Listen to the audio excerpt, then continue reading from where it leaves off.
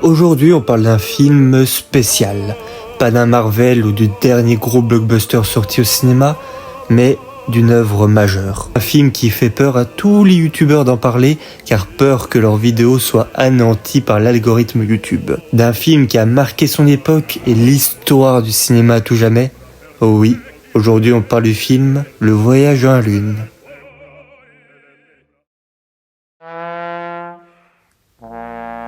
Le Voyage dans la Lune a été réalisé en 1902. Alors oui, c'est un film bien évidemment muet et en noir et blanc, mais il est considéré comme l'un des premiers courts-métrages de science-fiction de l'histoire du cinéma, et il a été réalisé par le grand, le cultissime Georges Méliès.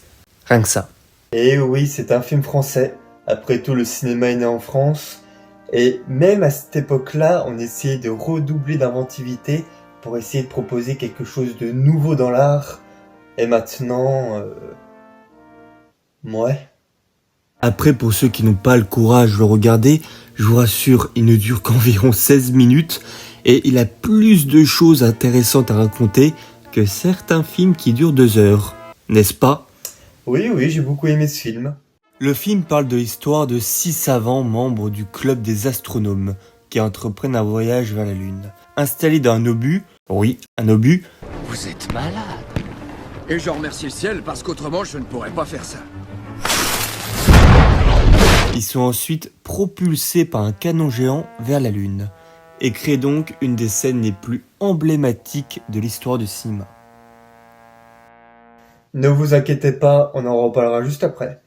On voit par la suite qu'ils assistent sur la Lune à un lever de terre et cela devient donc le premier film à montrer la Terre depuis l'espace. Alors que la première photo prise de la Terre depuis l'espace est de 1946 et le film a anticipé une telle manœuvre 44 ans en avance, c'est juste fascinant. Après, les 6 savants découvrent après sur la Lune que les parapluies se transforment en champignons géants et qu'on peut aussi s'en servir comme une arme très efficace contre les habitants de la Lune nommés les Sélénites, qui veulent les capturer, mais qu'on peut facilement désintégrer grâce à un parapluie. Attention, en cas d'alien voulant vous capturer, je vous présente une arme qui va surpasser tous les armes à feu au monde.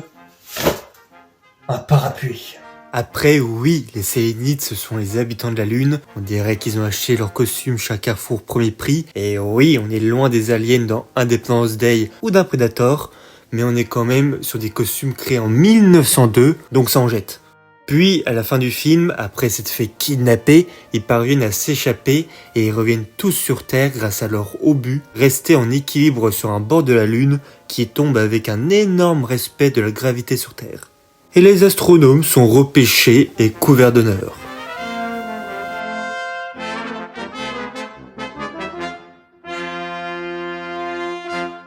Bon, déjà ce qu'il faut savoir, c'est que c'est pas le premier film où on voit la Lune, ou du moins une représentation de la Lune. Car on le doit au film La Lune à 1 mètre, sorti en 1898, d'un corps de Georges Méliès, où là il est réalisateur et aussi acteur. Et oui, ce film ressemble au Voyage dans la Lune, qui ressemble après à son prochain film qui sortira 2 ans plus tard, dans Le Voyage à travers l'impossible, sorti en 1904. Et oui, il a bien fait un film où il y a un train volant qui se fait manger par un soleil. Qu'est-ce que t'as ? C'est Georges Méliès. S'il veut faire un train qui se fait manger par un soleil, il le fait en 1904. Il le fait sans aucun problème. Après, je veux quand même savoir ce qui se passe dans sa tête. Bref, revenons au film initial.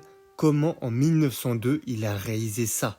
J'étais même pas né, et même fortement vous aussi, vous ne l'étiez pas. Mais à cette époque, y a pas de fond vert. Donc Georges Méliès va se débrouiller en créant le premier studio de cinéma et va fabriquer des décors peints à la main qui seront utilisés dans le film, dont 30 tableaux pour ensuite 3 mois de tournage, pour juste 16 minutes de film. Après, pour le scénario, il s'est inspiré d'un livre de Jules Verne s'appelant De la Terre à la Lune et Les premiers hommes dans la Lune de H.G. Wells. Bon, après tout, le gaillard est un professionnel.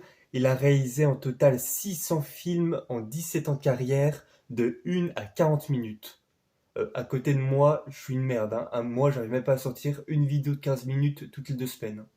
Avec le voyage dans la Lune, Georges Méliès était persuadé d'avoir un chef-d'œuvre en main et le cinéaste avait l'intention de le distribuer lui-même aux États-Unis. Or, il ne savait pas que les techniciens du réalisateur Thomas Edison avaient déjà fait plusieurs copies du film qui ont été distribuées avec un énorme succès en territoire américain, bien avant que Méliès puisse essayer de profiter de ce marché. Il n'a même pas touché un centime pour le film. C'était un enfoiré, mais c'était un enfoiré intelligent.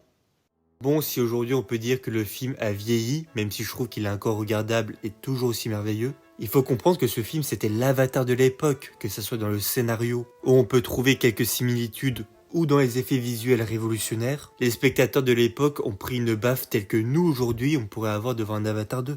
Ils ne savaient pas qu'un jour nous pourrions même aller sur la Lune. Donc voilà, la Lune dans une œuvre comme celle-ci était juste dingue pour l'époque. Et car en plus il était impensable pour eux que dans le futur nous pourrions même marcher sur celle-ci.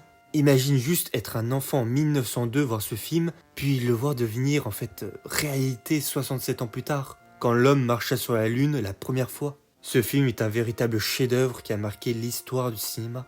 Surtout grâce à la séquence de l'obus dans l'œil de la Lune, où le cinéaste crée une image inscrite pour l'éternité dans l'inconscient collectif, une image d'une beauté surréaliste, devenue l'un des plus beaux symboles du 7e art.